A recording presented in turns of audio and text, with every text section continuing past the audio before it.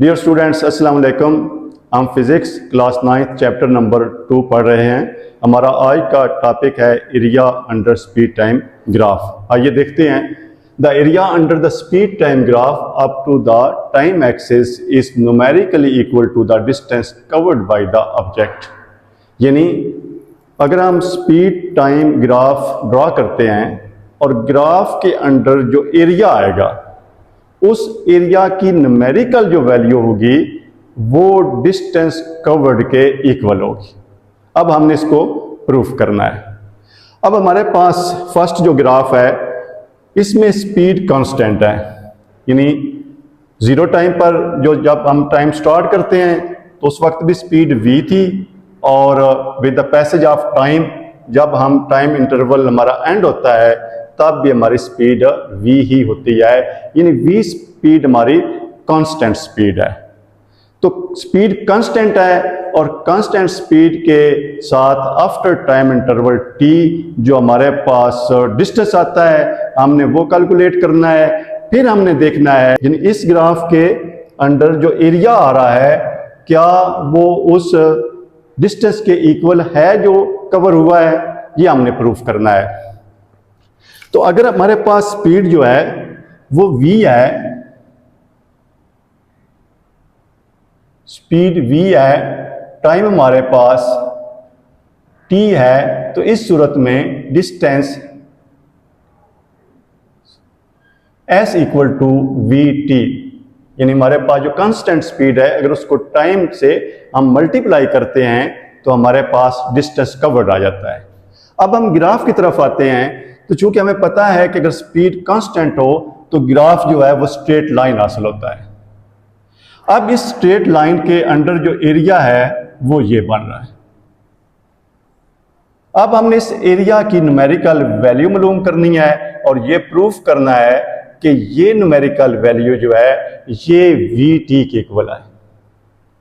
अब यहां पर ये एरिया एक रेक्टेंगल की शक्ल में हमें हासिल हो रहा है और इस रेक्टेंगल की जो एक साइड है वो v है और इस रेक्टेंगल की जो दूसरी साइड है वो t है।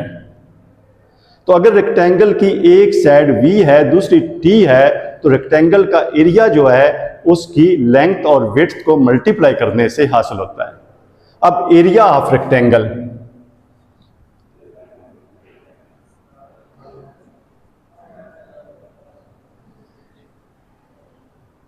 अब ये एरिया ऑफ रेक्टेंगल या area under speed time graph एक ही चीज है और ये इक्वल टू है v मल्टीप्लाई t, तो ये भी v t के इक्वल आ गया। तो एरिया ऑफ रेक्टेंगल या एरिया अंडर ग्राफ जो है वो भी v t है और हमारे पास जो डिस्टेंस आया है, जो डिस्टेंस कवर हुआ है वो भी v t है। तो लिहाजा ये दोनों की वैल्यू जो है वो सेम आई है।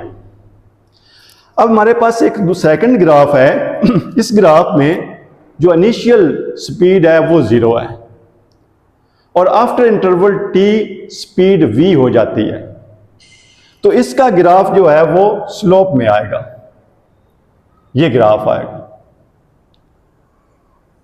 अब इस ग्राफ को अगर यहां से हम ये t के लॉन्ग स्ट्रेट लाइन जो परपेंडिकुलर है एक्स एक्सिस के वो ड्रा करते हैं तो हमारे पास ये एक ट्राइंगल हासिल होती है, यानी ओ ए बी एक ट्राइंगल हासिल होगी। अब अगर स्पीड जो है वो कांस्टेंट नहीं है बल्कि इंक्रीज हो रही है और यूनिफॉर्मली इंक्रीज हो रही है तो हम इस सूरत में डिस्टेंस मालूम करने के लिए एवरेज स्पीड लेते हैं। तो एवरेज स्पीड क्या आएगी,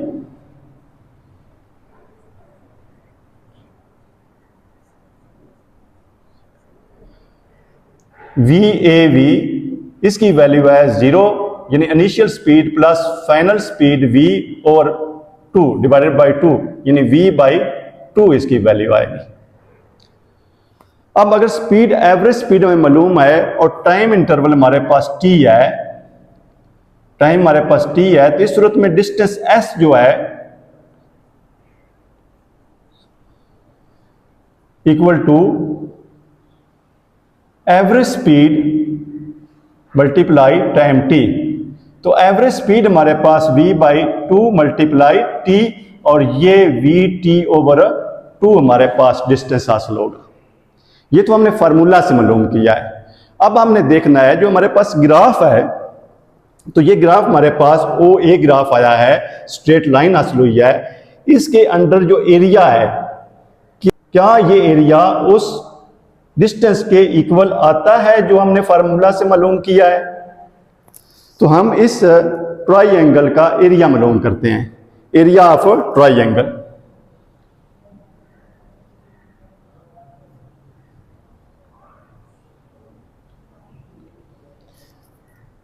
OAB, और ये सेम है area under graph, area under graph, और ये 1/2 मल्टीप्लाई बेस मल्टीप्लाई हाइट या परपेंडिकुलर। यानी अगर हमने राइट एंगल ट्राइंगल का एरिया मालूम करना है तो हम फार्मूला हमारे पास है 1/2 मल्टीप्लाई उसकी बेस मल्टीप्लाई उसका परपेंडिकुलर। अब यहां पर 1/2 मल्टीप्लाई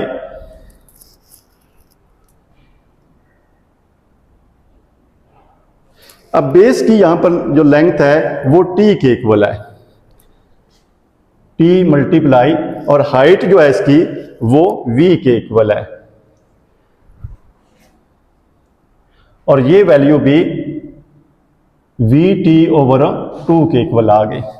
यानी हमारे पास अब फार्मूले से जो फार्मूला से हमने वैल्यू फाइंड आउट किया है वो vt/2 है, और जो हमने ग्राफ एरिया अंडर ग्राफ मालूम किया है उसकी वैल्यू भी vt/2 है। तो लिहाजा हम कह सकते हैं कि स्पीड टाइम ग्राफ जब हम ड्रॉ करते हैं तो उस सूरत में जो एरिया अंडर ग्राफ आता है वो टोटल डिस्टेंस कवर्ड के इक्वल आता है।